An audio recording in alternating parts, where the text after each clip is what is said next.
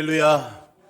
평생의 선하심과 인자하심이 나를 따라주시는 그 하나님의 은총이 이 예배를 드리는 우리 모두에게 누려지기를 주님의 이름으로 축원드립니다. 늘 주님은 우리의 든든한 반석이 되시는 줄로 믿습니다. 살면서 이렇게 믿을 구석, 비빌 언덕이 있다는 것은 참 감사한 일이죠. 그런데 여러분, 우리가 정말로 믿을 구석으로 삼는 게 무엇인지, 비빌 언덕으로 삼고 있는 것이 무엇인지 잘 확인해 볼 필요가 있습니다. 그리고 확실히 할 필요가 있는 거죠. 만약에 우리가 최후 수단까지 믿을 수 있는 그것이 사실은 그럴 만한 것이 아니었다면은 그것은 단순한 허탈감이나 배신감을 넘어서서 삶과 죽음의 문제가 될 수도 있기 때문입니다. 그래서 믿음이 중요하고요. 믿음의 대상이 중요하죠. 믿음을 점검하는 것도 필요하지만 그 대상이 과연 무엇인가, 어떤가 점검해 보는 것도 꼭 필요합니다. 정말 내가 믿을 만한 것을 제대로 믿고 있는지 알아야 하겠죠. 삶에 있어서 중요한 문제일수록 더욱더 그러해야 합니다.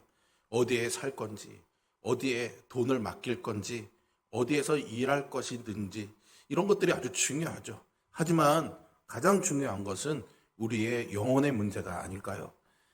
내 영혼이 정말 어디에서 쉼을 누리고 안전하게 거하는지가 가장 중요합니다. 내 속사람, 내 마음이 무엇으로 평안한 것인지, 무엇을 의지하고 기대어 사는지가 정말 중요합니다. 그것이 만약에 무너질 만한 것이면 그것이 무너질 때 나도 함께 무너지기 때문이죠. 그렇지 않으면 다른 어떤 것이 무너져도 사실 우리는 견뎌낼 수 있습니다. 그것이 최후의 믿는 구석, 비빌 언덕이 되기 때문이죠. 오늘 시편은 바로 그 믿음에 대한 시편입니다. 더 많은 다른 시편들처럼 믿음을 고백하고 있는 것이기도 하지만요. 더 나아가서 시편 91편은 믿음을 주는 시편이라고도 말할 수 있습니다. 하나님을 우리의 영혼에 믿는 구석, 비빌 언덕으로 삼으라고 말하고 있죠. 오늘 이 시편 자체의 표현을 빌리자면은 하나님을 우리 영혼의 피난처와 요새로 삼으라고 말합니다. 전능자의 그늘 아래에 살라고 말합니다. 물론 이 시편은요, 이 사실을 굳이 증명하려고 하지는 않습니다. 다만 그렇다라는 사실을 말하고 있을 뿐이죠. 이제 선택은 우리의 몫이고요, 그에 따른 책임도 우리의 몫입니다. 우리 모두가 이 시편을 통해서 나 자신을 한번 돌아보고 하나님의 그늘 아래 들어가는 귀한 은혜가 있기를 소망합니다. 먼저 1절은요, 일반적인 진리의 선언으로 시작하고 있습니다. 지존자의 은밀한 곳에 거주하며 전능자의 그늘 아래 사는 자여 라고 말하고 있죠. 개역개정 성경에서는 마치 누구에게 말하듯이 뭐뭐 하는 자여 라고 그렇게 번역하고 있지만 새번역 성경에서는 가장 높으신 분의 보호를 받으면서 사는 너는 전능하신 분의 그늘 아래 머무를 것이다 라고 번역되어 있습니다. 은밀한 곳은요, 구체적으로는 성전을 의미하는 것일 수도 있겠지만 여기 문맥에서는 그냥 일반적으로 어디든지 하나님이 계시는 곳 이렇게 생각해 볼 수 있습니다. 즉 하나님의 보호하심이 있는 곳 어디나 그곳이 바로 은밀한 곳이 되는 거죠. 그늘 아래라는 표현도 있죠. 이것은 보호를 나타내는 비유적인 표현입니다. 즉 이 말씀은 누구든 어떤 상황이 있든 하나님과 함께 있다면은 하나님의 보호하심 아래 있다라는 그런 의미인 거죠. 여기서 주목할 것은 하나님이 어떻게 표현되고 있느냐라는 겁니다. 1절에서 먼저 중요한 하나님의 이름이 두 가지로 언급되고 있습니다. 지존자와 전능자 이렇게 표현되고 있죠. 2절에서도 여호와 그리고 하나님 이렇게 이름들이 언급되고 있습니다. 14절에 보시면 하나님께서요, 그가 내 이름을 안즉 내가 그를 높이리라 이렇게 말씀하고 계시는데 적어도 1절과 2절에서 언급되고 있는 사람은 확실히 하나님의 이름을 알고 있는 사람이구나 추측해 볼 수 있습니다. 먼저 하나님은요, 지존자와 전능자로 불려지시죠. 지존자는 하나님의 높으심을 강조하는 이름입니다. 하나님이 모든 것 위에 높으시면서 모든 권세, 권위를 가지신 주권자이심을 강조하는 이름이죠. 즉 하나님은 모든 것을 다스릴 자격이 있으신 분이다라는 겁니다. 전능자는 당연히 하나님의 능력을 강조하는 이름입니다. 모든 것을 하실 수 있는 분이라는 거죠. 그렇게 하나님께서 모든 능력과 모든 주권을 가지고 계신다라는 이 사실은 아주 중요합니다. 우리는요, 능력은 있는데 권리가 없어서 어떤 일을 못할 때가 있습니다. 자격이 안 돼서 못할 수도 있는 거죠. 또 어떤 때는 자격, 권리는 있는데 이 능력이 안 돼서 못하기도 하지요. 여러분들은 어떤 경우가 많습니까? 그런데 말이죠, 오늘 본문은 하나님이 지존자이시면서 전능자시다라고 말합니다. 즉 자기에게 피하는 자들을 능히 보호하실 수 있는 분이라는 거죠. 성경은 반복해서 누가 주와 같으리요? 라고 묻지만 늘 한결같이 주님과 같은 분은 없다라고 답합니다. 하나님처럼 높으신 분이 없고요. 하나님처럼 강하신 분이 없습니다. 하나님이 으뜸이라면은 바로 그 아래라고 할 수 있는 버금이 있을 만도 한데요. 그런 존재조차 없다는 거죠.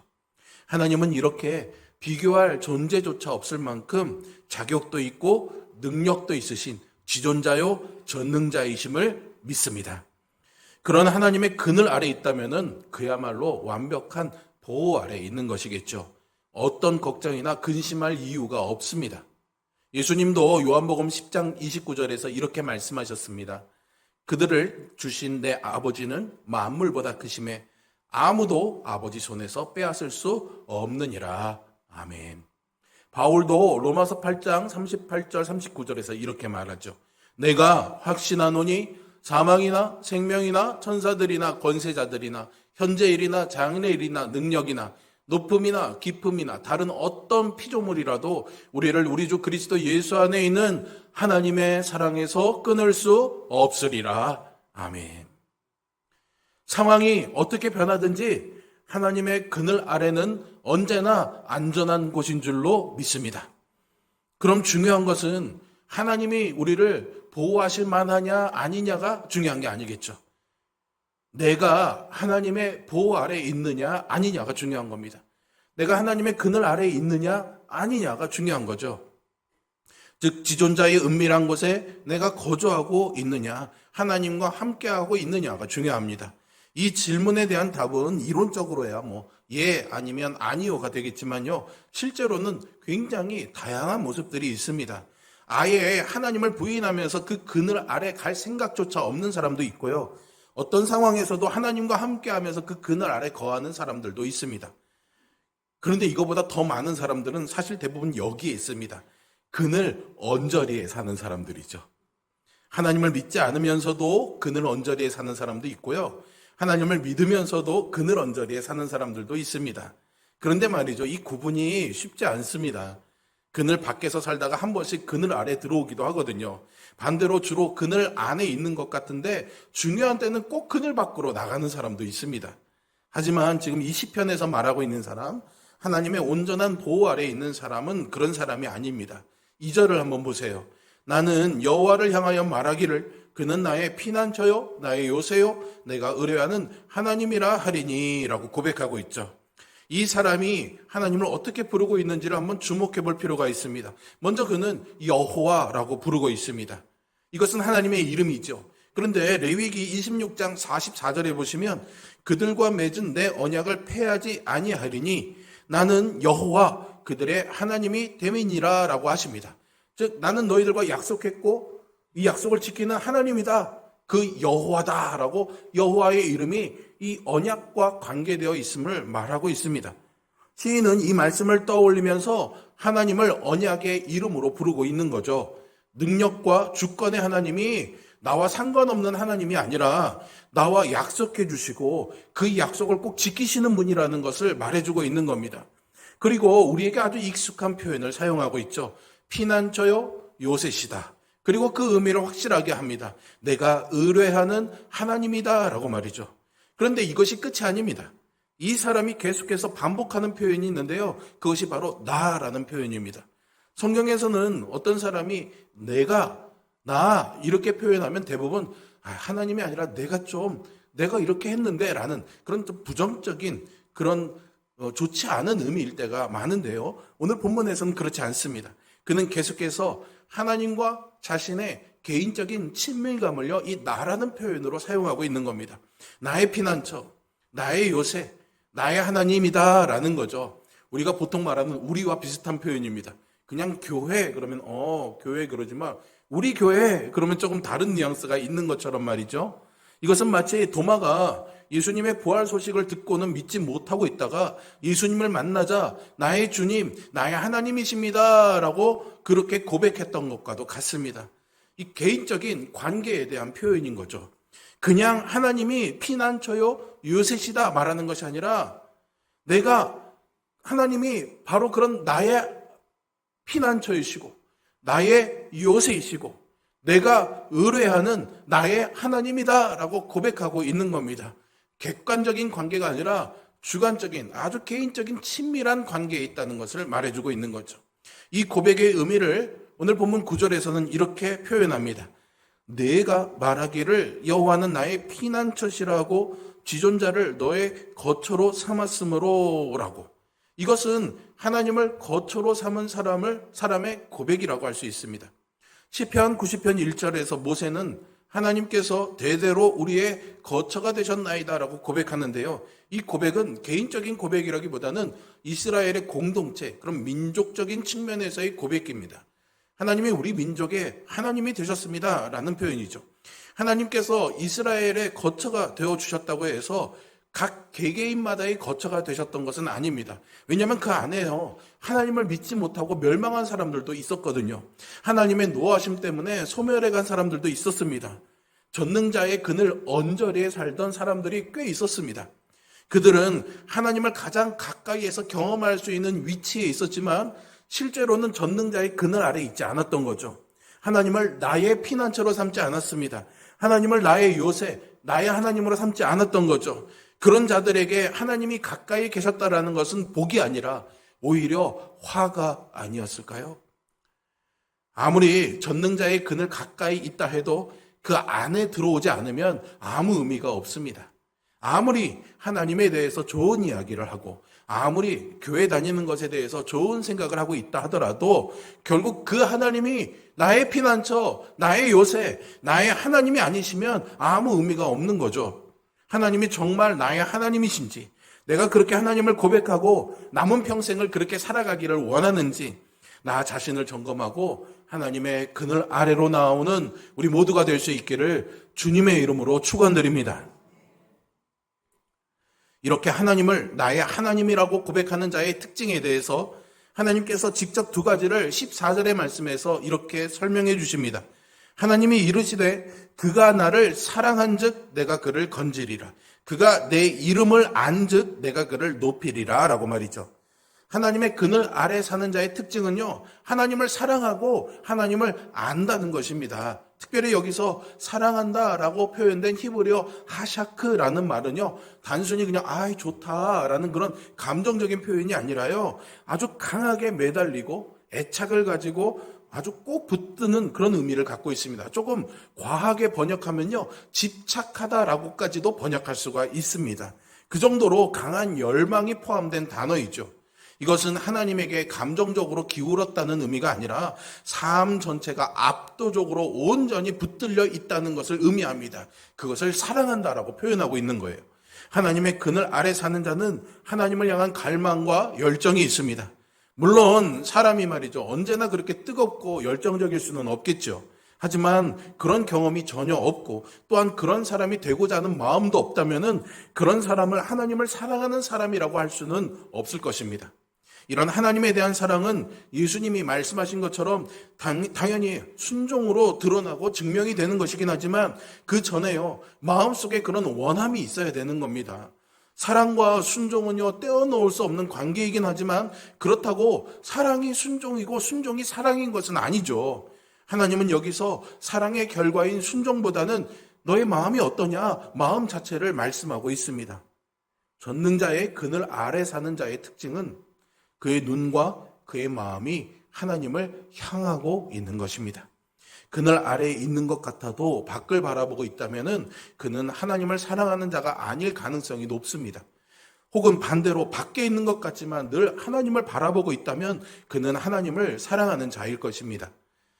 시간이 지나면 두 사람은요, 지금 있는 위치보다는 각자가 바라보고 있는 곳에 더 가까이 가 있을 것입니다. 죄를 지어도 하나님을 사랑하는 사람은 하나님을 바라보고 있기 때문에 하나님께 돌아오기 위해서 회개하게 되어 있습니다. 다윗이 하나님 마음에 합한 자라고 불린 이유가 여기에 있는 거예요. 하나님 앞에 큰 죄를 지었지만 돌아가기를 원하는 마음으로 통회하고 자복했거든요. 그런데 말이죠, 반대로 사울왕은 하나님께 돌아가기를 원했지만 정말로 하나님을 사랑하는 마음으로 돌아가고 싶은 것이 아니었습니다. 자기의 왕권을 되찾고 자기가 누리던 복을 회복하기를 바라는 마음으로 돌이키려 했던 것이죠. 여러분, 나에게 하나님을 향한 갈망이 있는지, 그것이 정말 하나님을 향하고 있는 것인지, 아니면 하나님과 관련된 어떤 것인지를 한번 물어보십시오. 하나님을 사랑해야 합니다.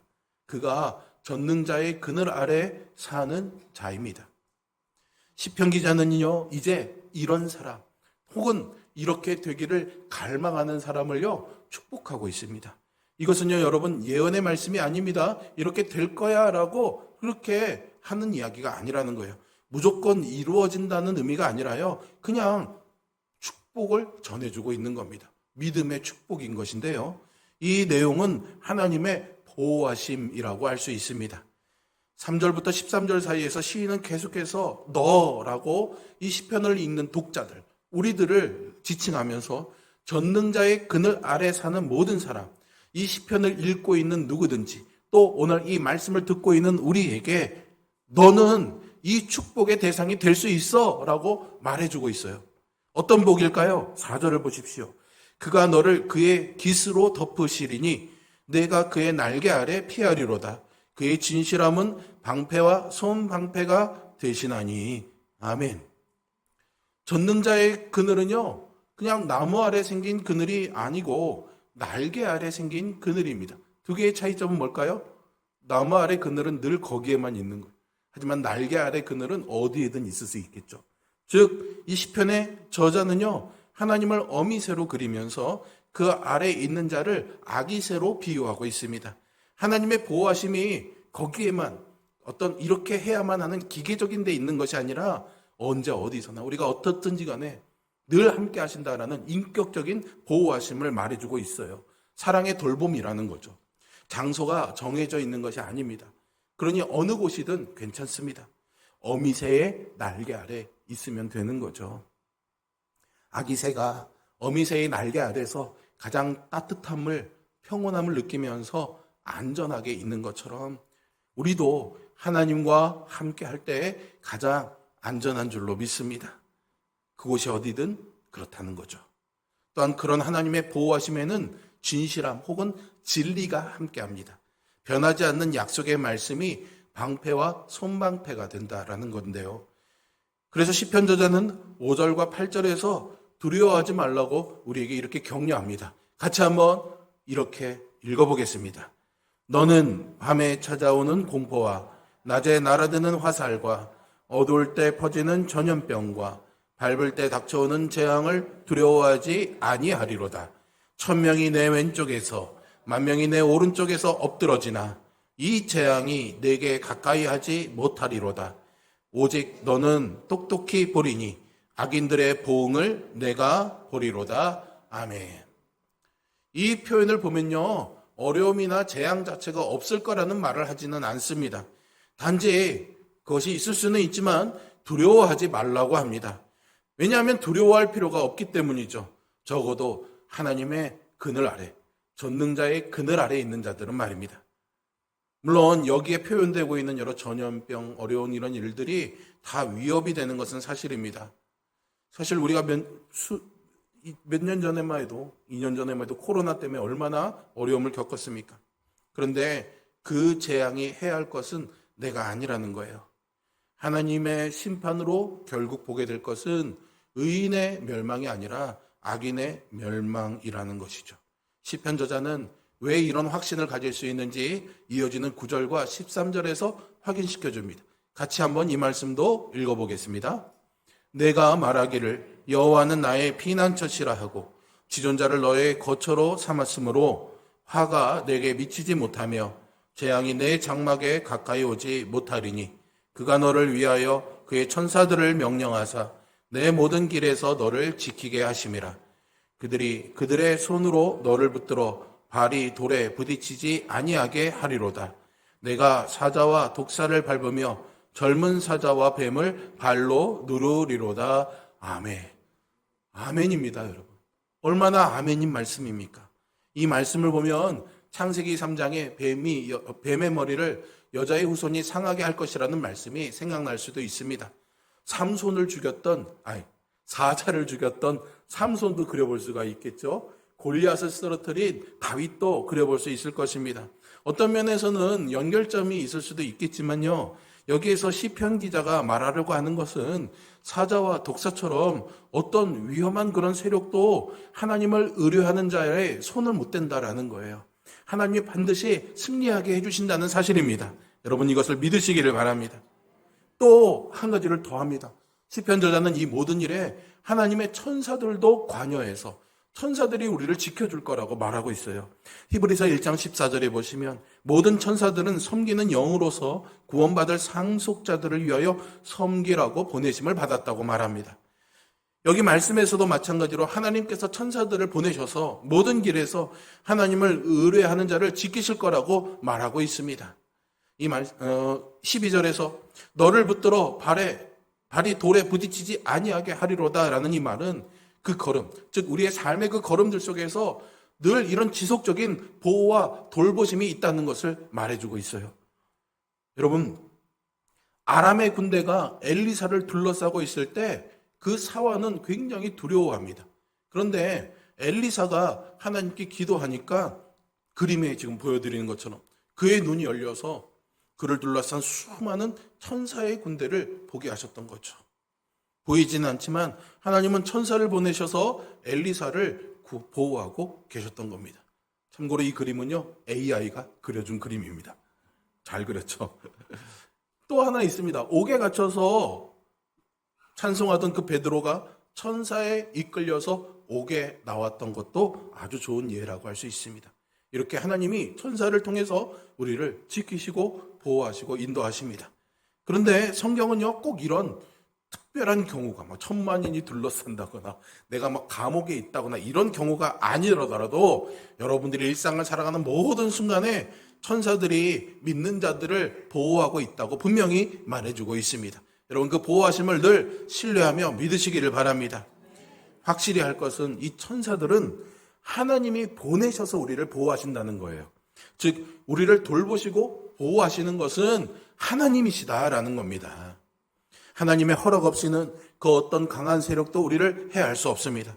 하나님은 그의 그늘 아래 피한 자들을 보호하시고 더 나아가서 승리하게 하십니다. 우리는 그래서 이 말씀을 믿고 늘 삶에서 하나님을 신뢰하는 마음으로 평안을 누릴 수 있습니다. 더불어 우리는 이 말씀을 누군가를 위한 축복의 말로도 쓸 수 있습니다. 누구를 격려하고 힘을 주는 말로도 쓸 수 있습니다. 그냥 아무 의미 없이 희망적인 좋은 덕담을 해주는 게 아닌 거예요. 좋아지겠지, 괜찮아질 거야, 하나님이 도와주실 거야, 이것이 아니라 하나님의 약속에 근거한 축복의 말이라는 거죠. 그러니 여러분들도 공동체 안에서 누군가의 격려를 받을 때 혹은 누군가에게 격려와 축복을 말할 때 그냥 막연한 근거 없는 말이 아니라 이 하나님의 약속에 근거한 이 말씀으로 격려하고 축복하는 그런 하나님의 복의 통로가 될 수 있기를 소망합니다. 그리고 이 약속의 말씀이 이 시편의 마지막에 하나님이 직접 하시는 말씀으로 14절에 이렇게 기록됩니다. 하나님이 이르시되 그가 나를 사랑한즉 내가 그를 건지리라. 그가 내 이름을 안즉 내가 그를 높이리라. 아멘. 앞에서 살펴본 것처럼 하나님께서 약속의 말씀을 주시는 대상은 하나님을 사랑하고 하나님의 이름을 아는 사람들입니다. 하나님은 그를 높이시고 그를 건지실 거다라고 말씀하셨습니다. 위험에서 구하고 위험한 곳에서 보다 안전한 높은 곳에 그를 두시겠다는 의미이겠죠. 또한 15절에서는 이런 약속도 하십니다. 그가 내게 간구하리니 내가 그에게 응답하리라. 그들이 환난 당할 때 내가 그와 함께하여 그를 건지고 영화롭게 하리라. 아멘.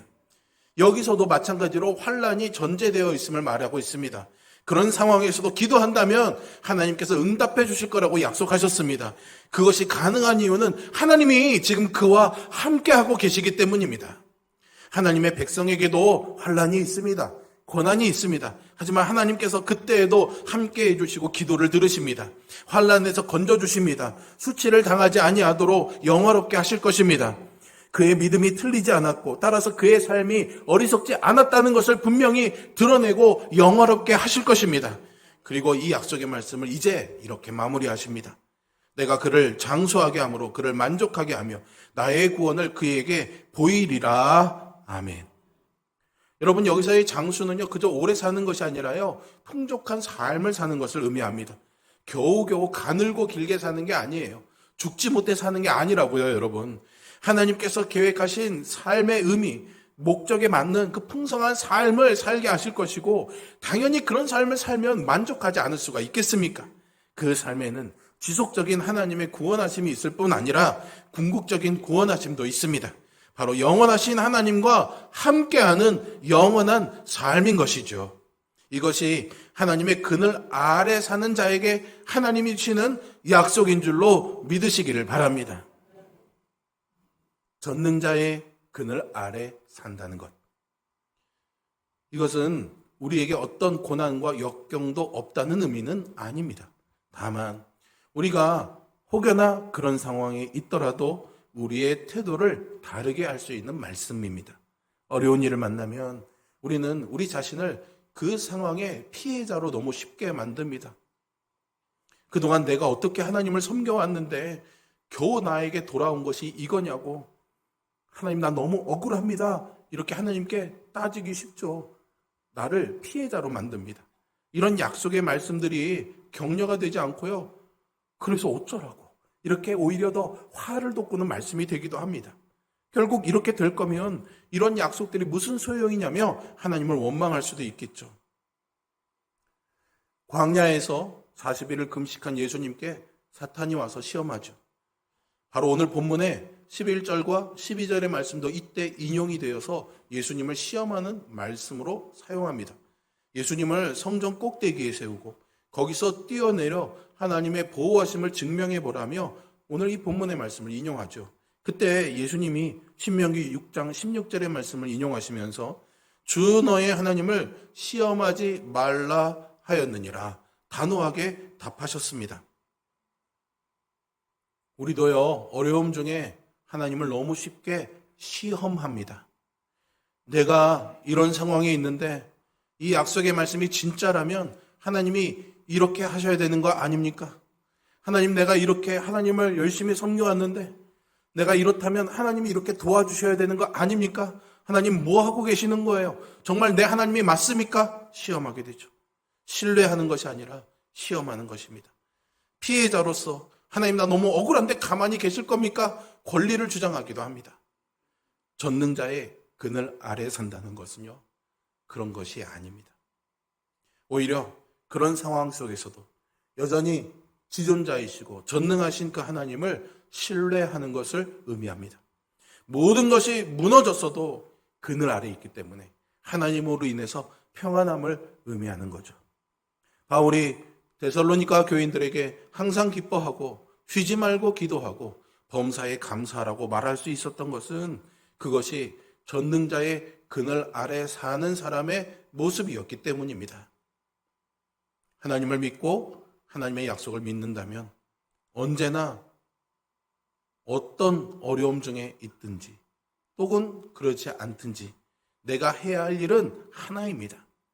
계속해서 하나님을 믿는 것입니다.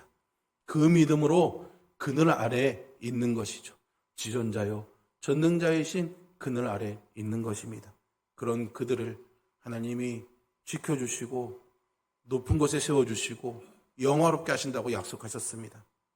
전능자의 그늘 아래 사는 자에게 하나님은 오늘 시편 91편의 약속을 주셨습니다.